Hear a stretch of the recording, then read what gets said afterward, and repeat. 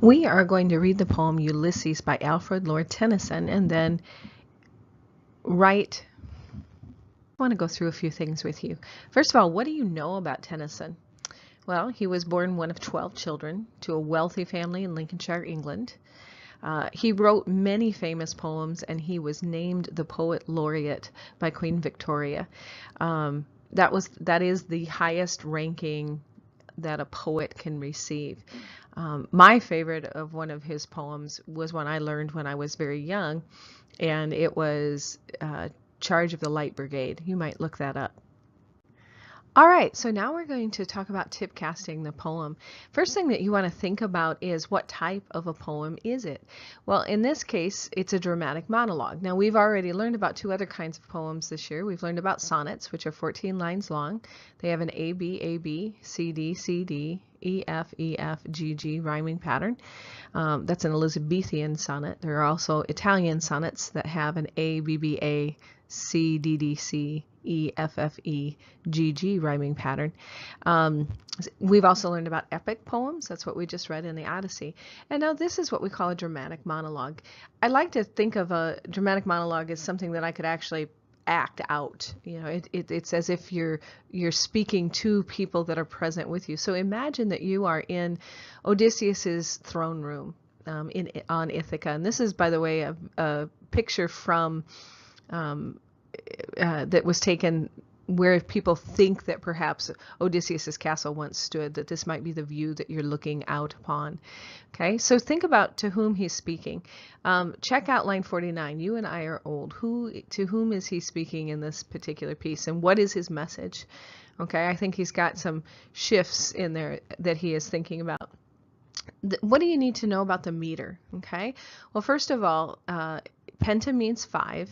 And it's written, meter is the rhythm with which the poem is written. Now, in this case, we want to think about the rhyme scheme. If we think about a rhyme scheme, we would be looking at the end lines, end words in the lines, and seeing if they rhyme with the next line or lines that come. And in this case, there isn't a rhyme scheme to it. Okay, but it's definitely written in iambic pentameter. So remember that penta means 5, and iambic pentameter means that there is an unstressed beat followed by a stressed beat. Ba-bum, ba-bum, ba-bum, ba-bum, ba-bum. Oftentimes, I'll hear that described as the rhythm of the heart, and it's typically what Elizabethan poetry was written in. Not always, but definitely Shakespeare wrote in that format. But soft what light from yonder window breaks. It is the east and Juliet the sun. Hear it? Okay, so keep that in mind. First thing to do is read it aloud a couple times. Read it as if you were acting it out and that you had an actual audience and what you said matters. That helps me to figure out where the shifts are and what the tone should be that's attached to those different shifts. Grab different colored pens and then begin to paraphrase. Just move word by word, phrase by phrase, finding synonyms for Tennyson's language. And then you want to look for patterns. Sometimes I can't figure out what a word means, or I'm not sure what synonyms might be. For instance, he says he metes out justice. So I just clicked on the word meet and I held down the Shift plus F7 and I got some synonyms for it. Okay. All right, so here's how I started my poem. You can kind of see I write all over it, and I'm looking at different ideas and what those words might be. Right away, I start to see that he's using lots of words that mean idle or lazy or no longer being used, and so I start to see this pattern. And I'm wondering about who is he speaking, or about what is he speaking with that. And then I just jot my notes down on this page. And when you get this all done, leave the paraphrasing on this page, and then summarize your notes on the back of the TPCASTT page that defines all the terms for you. Okay, so look at the pattern again. He refers to the people as savages who hoard and sleep and feed. Okay, then I also start thinking about what are the connotation. So there's connotation and there's denotation, right? Denotation is the dictionary definition of a word, but connotation is the emotional charge that a word or phrase brings to a particular piece. Often that is obtained through the use of poetic devices, things like alliteration, And so I start to look for it. And so, for instance, this one phrase, that hoard and sleep and feed and know not me, well, that's polysyndeton. That's the use of repeated conjunctions. And then I want to think about what is the effect of that? How does that, what's the cadence, the rhythm of that when you put in those multiple ands?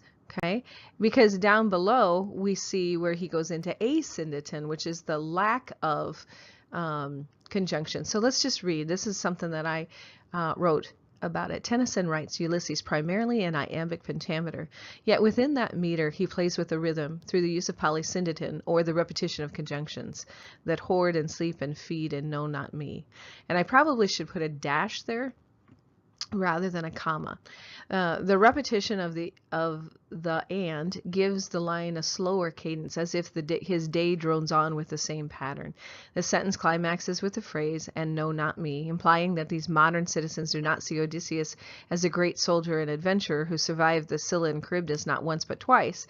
They see an old king whose only duty is to wait on these barbarians and dole out civilized justice. In contrast, Tennyson shifts into asyndeton, and manners, climates, councils, governments.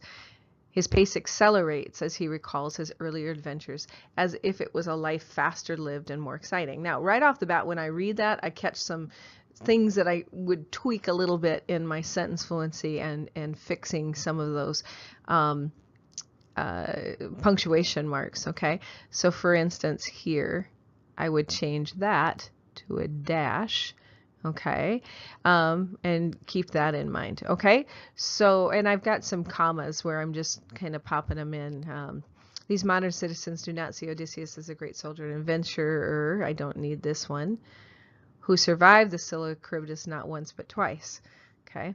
All right, so let's take a look at what we've got here. So I identify the technique, and here I am defining the term if necessary, okay?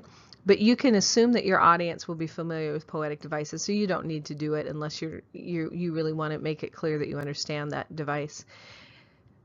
And then don't forget to explain the effect that the poem has on the that the poetic device has on the poem. Okay. All right, so that's kind of what you're thinking about, and you should look for 2 examples per paragraph. That usually helps me to see that you understand what's going on.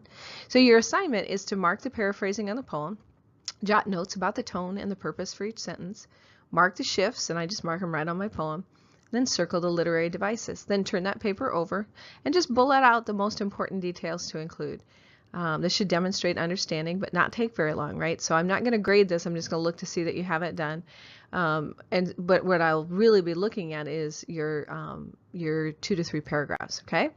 So this is where we're heading. I always think that's important to see. This is actually a senior paper, probably a senior, from Advanced Placement Literature and Composition from the 2012 test, and it scored very high on that test.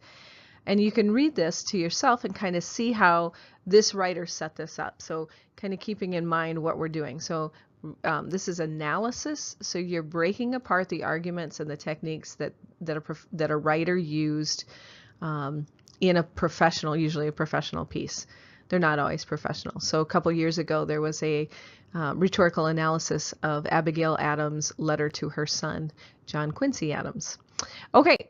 So remember, our goal is for you to be writing at this level as a senior, so don't get nervous if you're not sure what you're going to do. This is kind of practice for us, but it is a really good way for me to see how you analyze.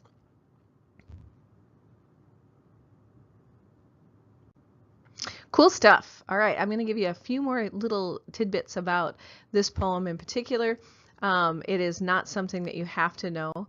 But just in case you're on Jeopardy, like Mrs. Gilbert or Mrs. Myers, both who teach in this building, you should know what a trochee is. And a trochee is a stressed syllable followed by an unstressed. Okay, so remember that iambic pentameter is ba-bum. So the stress comes on the second beat, and a trochee is the reverse of that.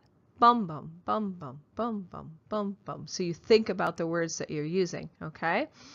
And then there's a spondee. These are 2 stressed syllables, or 2 unstressed syllables, okay, made weak. Hear that? Hear how they're both, you can either stress them both made weak, or you would do them as unstressed. Depends on how you interpret the poem.